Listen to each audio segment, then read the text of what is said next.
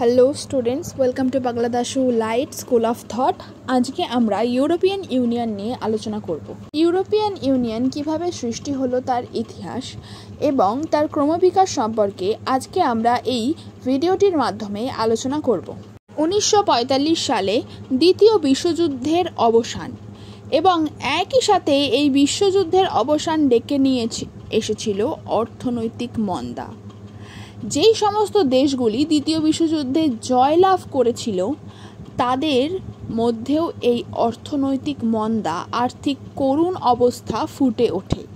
এই সময় দেখা যায় যে ব্রিটেন নিজের সমস্ত অর্থই প্রায় যুদ্ধে ঢেলে দিয়েছিল।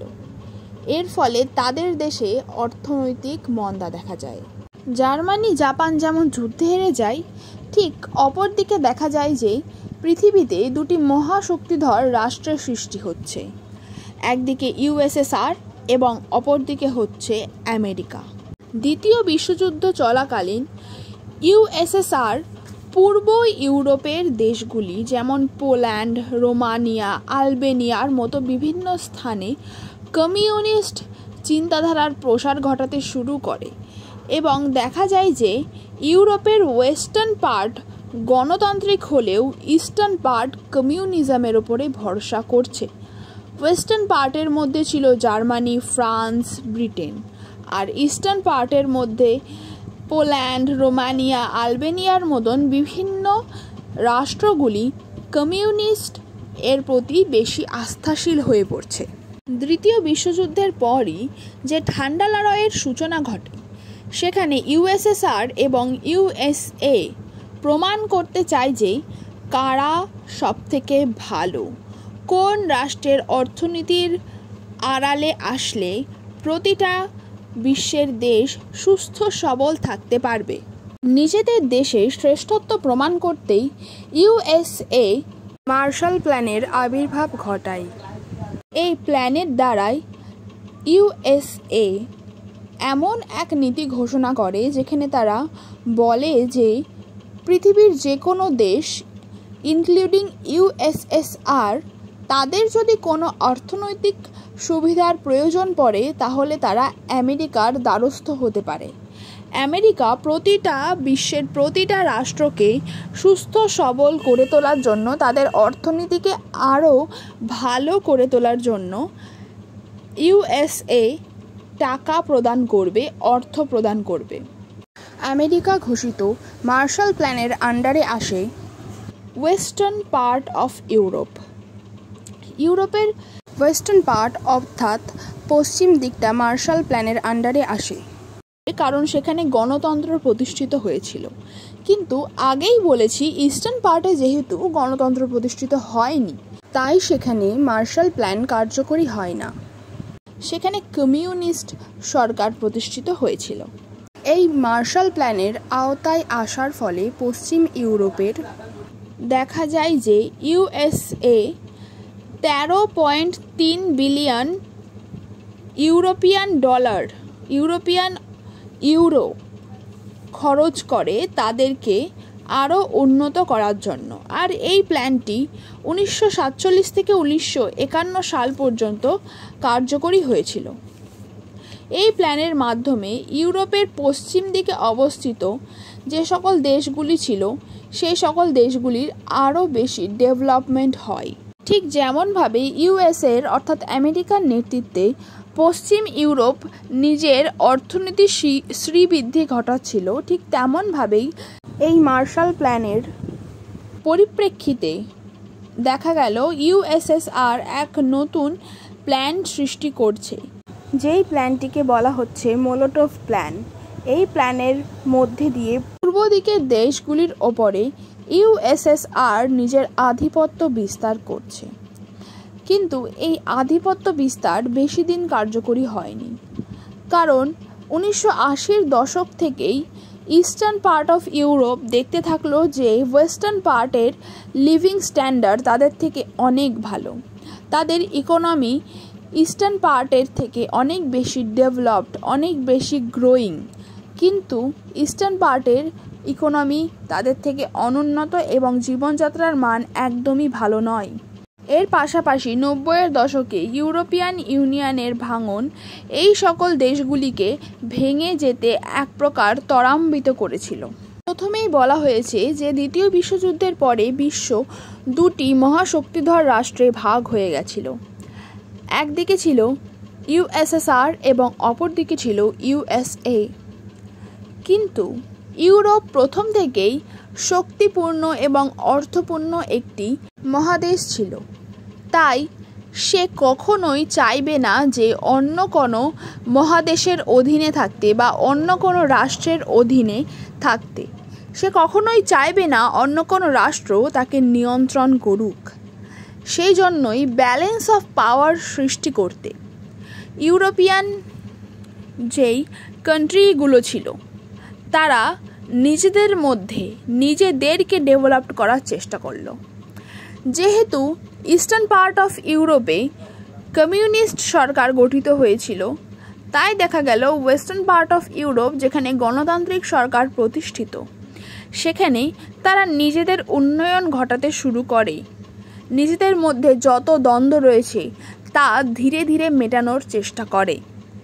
এই সময় দেখা যায় যে তারা নিজেদের মধ্যেকার দ্বন্দ্বের অবসান ঘটায়। পশ্চিম ইউরোপের দেশগুলি নিজেদের দ্বন্দ্ব মেটানোর জন্য ধীরে ধীরে তারা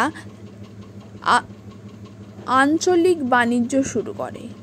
ইউরোপের মধ্যে পশ্চিম ইউরোপের দেশগুলি নিজেদের মধ্যেকার বাণিজ্যের আদান প্রদান ধীরে ধীরে বৃদ্ধি করে এবং ব্যবসা বাণিজ্য করতে গিয়ে যাতে কোনো রকম সমস্যা না তৈরি হয় তার ওপরেও নজর দেয়।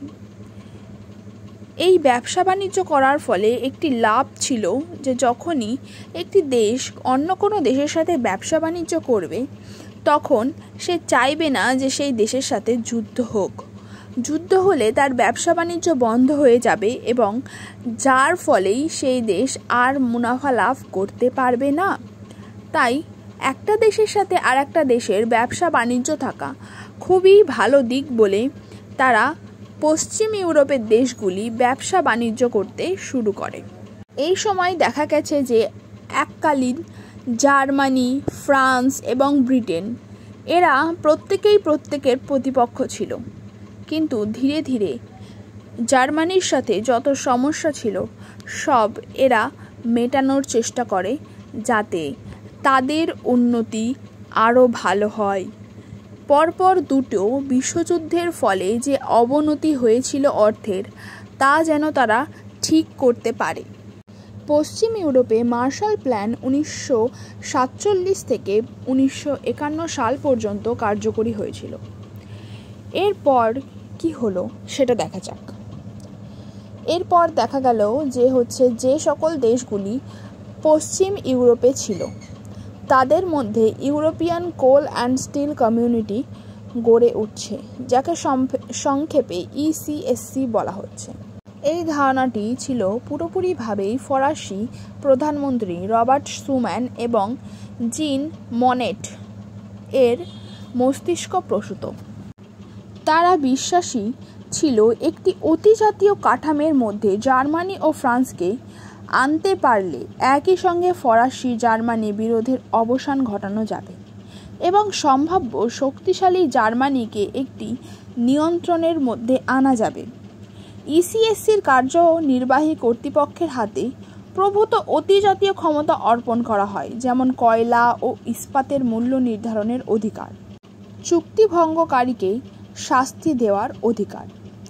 এই সময় বেলজিয়াম, হল্যান্ড, লুক্সেমবার্গ ও ইতালি এই প্রকল্পের মধ্যে যোগদান করে, কিন্তু ব্রিটেন এই প্রকল্পের মধ্যে যোগদান করেনি এই বলে যে আমার দেশের শিল্পকে কেন অন্য কেউ নিয়ন্ত্রণ করবে। ইউরোপের ঐক্য প্রচেষ্টার ক্ষেত্রে ইসিএসসি প্রতিষ্ঠা একটি তাৎপর্যপূর্ণ ঘটনা। এই ইসিএসসির অন্তর্ভুক্ত 6টি দেশ সরকারি বিধিনিষেধ শিথিল করে সরকারি কয়লা ও ইস্পাত কোম্পানিগুলোর সাথে যোগাযোগ রক্ষা করে চলত। ইসিএসসির সাফল্যে উৎসাহিত হয়ে 1955 সালের 20 মে বেলজিয়াম, হল্যান্ড, লুক্সেমবার্গ এর সরকারগুলি ইউরোপিয়ান সাধারণ বাজার তৈরি করার জন্য অনুরোধ জানায়। উক্ত প্রস্তাবের ভিত্তিতেই দেখা যায় যে একটি আন্তঃসরকারি কমিটি গঠন করা হয়। এই কমিটির রিপোর্টের ভিত্তিতে 1957 সালে ইতালির রোমে ইউরোপিয়ান ইকোনমিক কমিউনিটি বা ইইসি এবং ইউরোপিয়ান অ্যাটমিক এনার্জি এজেন্সি নামক দুটি সংস্থা গড়ে তোলার ব্যাপারে চুক্তি সম্পাদন করা হয়। ধীরে ধীরে দেখা যায় যে এই ইউরোপিয়ান ইকোনমিক কমিউনিটিতে 6টি রাষ্ট্র থেকে বিভিন্ন দেশ যেমন গ্রিক, পর্তুগাল, আয়ারল্যান্ডের মতন দেশ একত্রিত হয়ে 12টি সদস্যবৃত্ত বৃহত্তর সংস্থায় পরিণত হয়। এই 12টি দেশ 1991 সালে নেদারল্যান্ডের মাস্ট্রিক্ট শহরে মিলিত হয়। এই আলোচনা সভাতে এই ইইসি এর নাম পরিবর্তন করে ইউরোপিয়ান ইউনিয়ন নাম রাখার সিদ্ধান্ত করা হয়। মাস্ট্রিক্ট চুক্তিটি 12টি দেশের জাতীয় আইনসভা কর্তৃক অনুমোদিত হওয়ার পর 1993 সালের 1 নভেম্বর থেকে কার্যকর হয় ইউরোপিয়ান ইউনিয়ন নামটি। এই মাস্ট্রিক্ট চুক্তি কেবলমাত্র ইউরোপিয়ান ইউনিয়ন নামটি পরিবর্তন করেই ক্ষান্ত হয়নি। এই সময় দেখা যায় যে এই কর্মসূচি 3টি বিশেষ গুরুত্বপূর্ণ দিককে আলোড়িত করে, যেমন তারা নিজেদের মধ্যেকার যেই অর্থনীতি ছিল, যে মুদ্রা ছিল, সেই মুদ্রাকে একটি মুদ্রাতে পরিণত করে, যা ছিল ইউরো।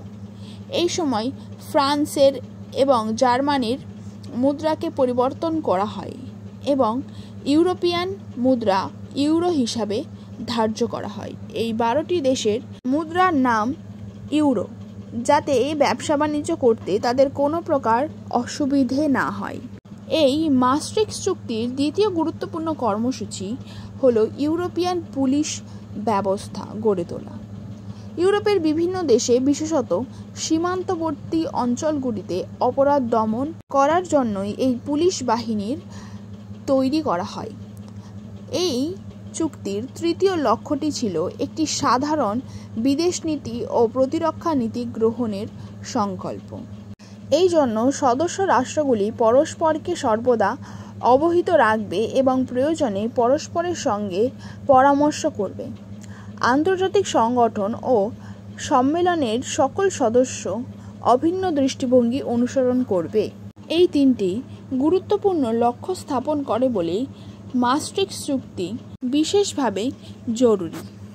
ধীরে ধীরে দেখা যায় যে 2004 সাল নাগাদ মধ্য এবং পূর্ব ইউরোপের 10টি দেশ যেমন হাঙ্গেরি, চেক প্রজাতন্ত্র, পোল্যান্ড, মাল্টা, সাইপ্রাসের মতন কিছু রাষ্ট্র এই ইউরোপিয়ান ইউনিয়নে যোগদান করে এবং বর্তমানে এর সদস্য সংখ্যা 28টি।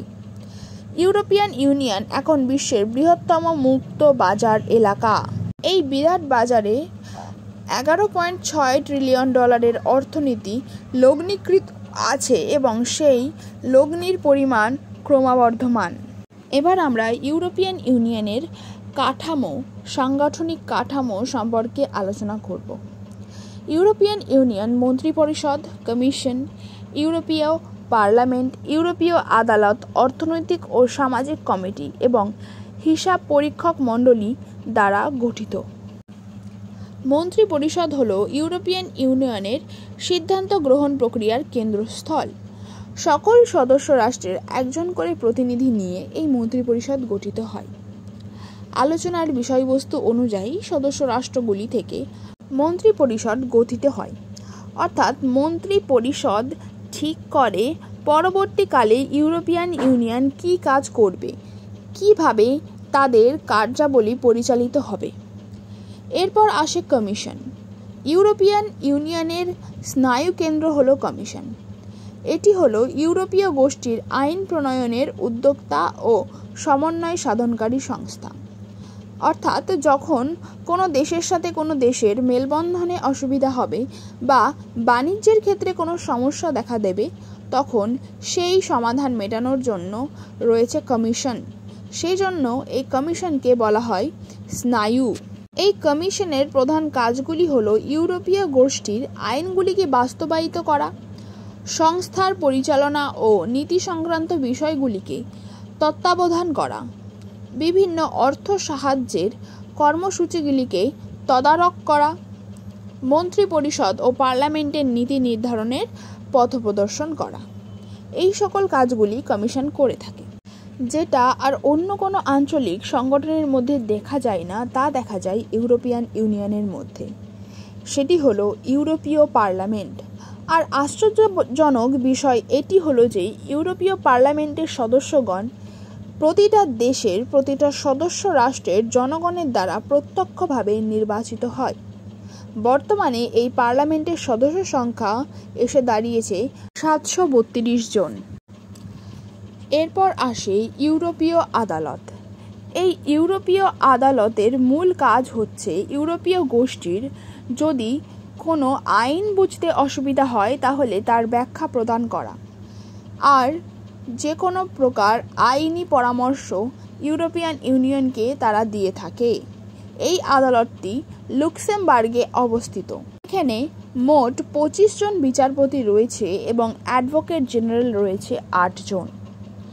এরপর আসে অর্থনৈতিক ও সামাজিক কমিটি।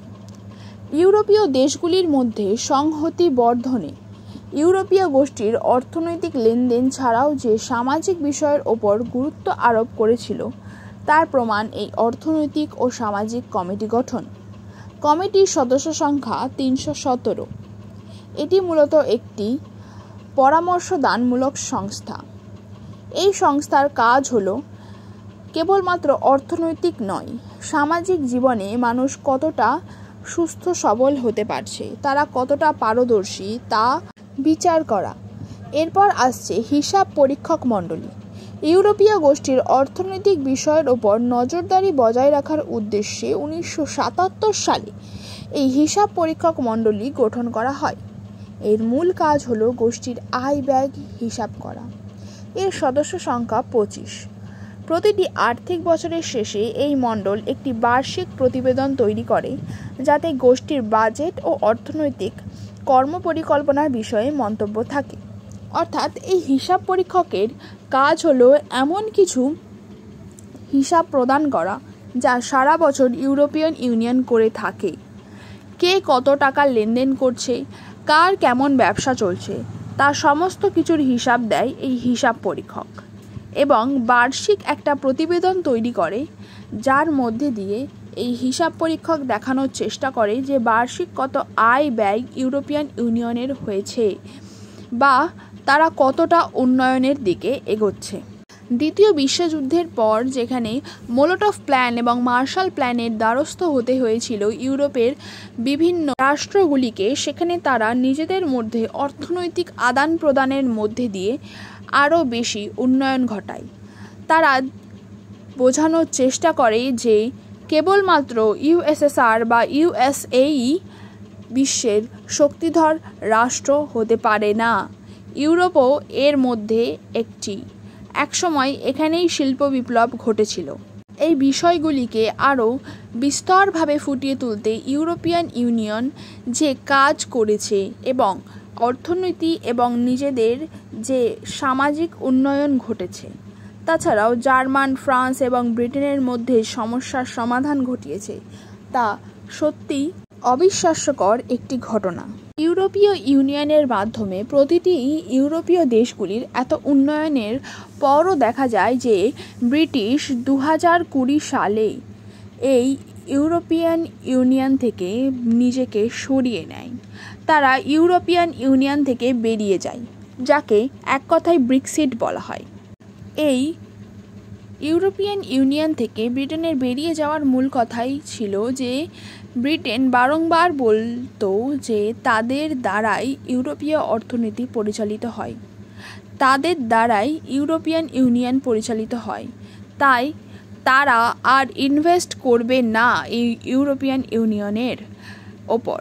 তারা এখন নিজেদের উন্নয়নের দিকে নজর দেবে।